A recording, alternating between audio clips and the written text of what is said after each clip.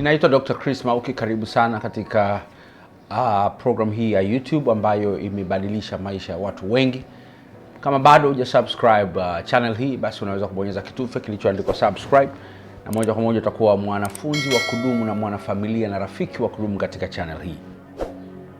Mara nyingi nimekuwa nikizungumza na kufundisha katika maeneo matano: familia, malezi, ndoa, mahusiano pamoja na personal development, yaani maendeleo binafsi. Na masomo haya yamekuwa yakigusa maisha ya watu wengi. Wewe ni shahidi. Kama una mtu ambaye bado hajaweza kuwa mwanafamilia, basi mwambie, mkaribishe ili naye aweze kuwa mwanafamilia. Leo naomba nikufundishe somo linalohusu parenting au malezi.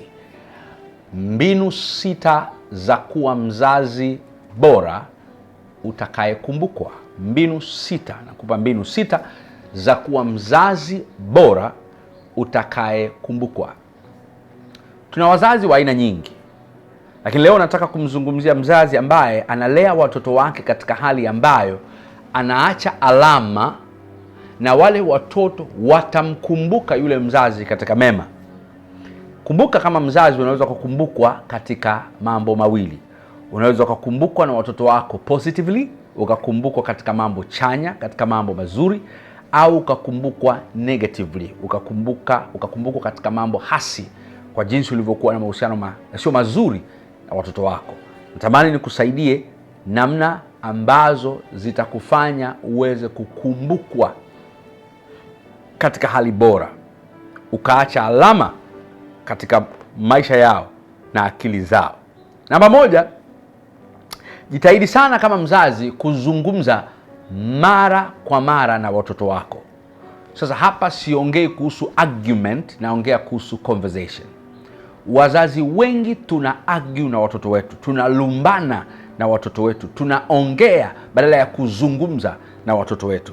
Jifunze kutengeneza mazingira ya kuzungumza mara kwa mara na watoto wako. Unapopata nafasi, ikiwezekana, toka nao nje ya nyumbani, zungumza nao. Kama una watoto 2, 3, 4, ikiwezekana, kwa sababu wanatofautiana umri, pata nafasi ya kuzungumza nao mmoja mmoja. Fahamu issue zake, fahamu challenges zake, anapitia kipindi gani, mahusiano yake na watu kule shuleni, kama ni chuoni, nini anacho katika vision zake na vitu anavyopanga kuwa, anatamani kuwa nini, kwa nini. Ongea naye personally, mama kama mama, baba kama baba. Pata nafasi ya kuzungumza na watoto wako mara kwa mara, na ikibidi hata nje ya nyumbani. Jambo la pili, wasaidie watoto wako waweze kuzielezea hisia zako. Usiwe mkali sana katika hali ambayo watoto wako wanaogopa kukwambia kitu wanachopitia.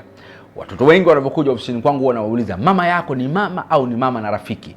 Baba yako ni baba au ni baba pamoja na rafiki yako? Wengi huniambia baba ni baba tu na mama ni mama tu, lakini kuna mtu ambaye nikiwa na ishu zangu naweza nikamwambia. Sasa ni riski sana mtoto wako akawa na mtu wa pembeni ambaye anaweza kumwambia hisia zake kuliko wewe. Hata kama ni mama mdogo, baba mdogo, dada wa kazi, kaka wa kazi, ni riski. Inatakiwa awe na huo uhuru wa kueleza hisia zake kwako wewe mzazi uliyemzaa.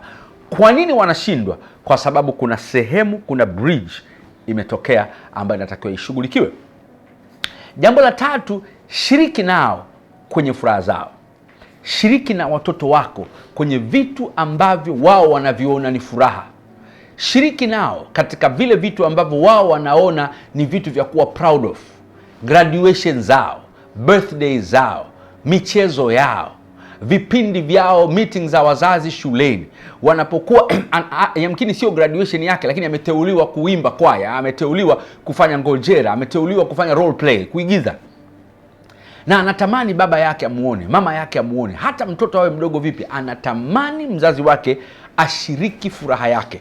Pale ambapo watu wengine wanampigia makofi, mmoja wapo anayepiga makofi awe baba yake au mama yake. Pale ambapo watu wengine wanachia hapo, wanashangilia, mmoja wapo wanaofanya vile awe baba yake na mama yake. Wengi mnaona wachezaji wa mpira ambapo siku ambayo ya mechi, zile very big match, tunaonyeshwa wanazumu mzazi wake, baba yake, mama yake, wa familia yake. Kwa nini?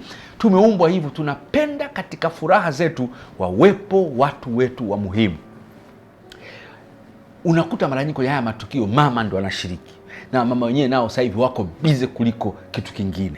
Naomba ujitahidi kushiriki kwenye furaha zao katika maisha yao.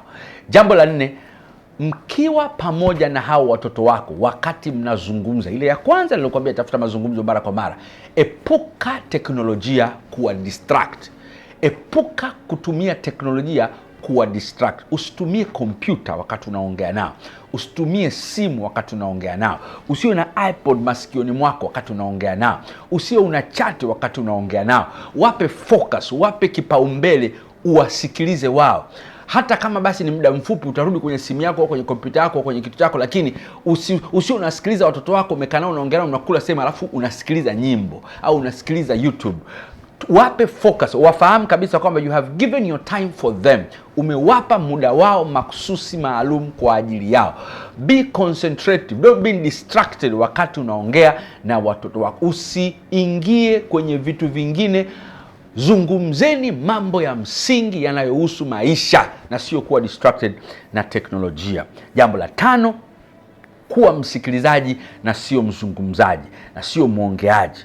Kuna watu wengi sana wanapokuwa na watoto wao, watoto wanataka kuelezea kitu fulani, labda mwambie daddy I want to talk to you, au mom please can we talk. Alafu unapofika umeanza kuongea, wewe ndio unakuwa mwenyekiti, wewe ndio unaongea, unaanza kufeli mtoto, hatukuelewi siku hizi, walimu wako wamekunipigia, siku hizi sikuelewi, hata babako anasema, hata mamako anasema. Unakuta mtoto naye anataka kuzungumza, mtoto naye anataka kufikisha. Humpi hata dakika 2 mwambie okay, una swali lolote? Una kitu unataka kuniambia? Mtazamo wako ni nini kwenye hili? Wala ufanye hivyo, unaongea mpaka mwisho. Mtoto wako ataongea lini? Unatakiwa uwe msikilizaji zaidi, na usikilize not to judge. Usisikilize ili umhukumu, usikiliza ili kumuelewa mtoto wako. Jambo la 6 na la mwisho, msifie mtoto wako, au kama wako watoto wako kadhaa, wasifie, wapongeze, waambie jinsi unavyowapenda, waambie umuhimu wako kwenye maisha yao yako wewe, waambie unavyotamani kuona future zao, waambie jinsi utavyokuwa proud kuona harusi zao na ndoa zao, waweze kujitunza, waambie kuhusu thamani ya wao kuvaa shela mabinti zako na sio kupewa mimba tu, waambie kuhusu thamani ya binti kukabidhiwa kwa mtoto wako wa kiume na wewe ukiona mtoto akaenda kuitwa mume na baba, waambie ili waweze kukua na kufanya kazi wakifahamu kabisa wanatakiwa wajitunze. Sasa kama baba au mama hajawaonyesha huo umuhimu, hata kama na wewe nao ulishindwa hivyo, ulimpata tu kwa mimba, na mwambie unavyotamani ili maisha yake yaweze kwenda vizuri. Mambo haya 6 yatakufanya uwe mzazi bora, na sio bora tu, bali mzazi utakayekumbukwa na watoto wako. Naitwa Dr. Chris Mauki.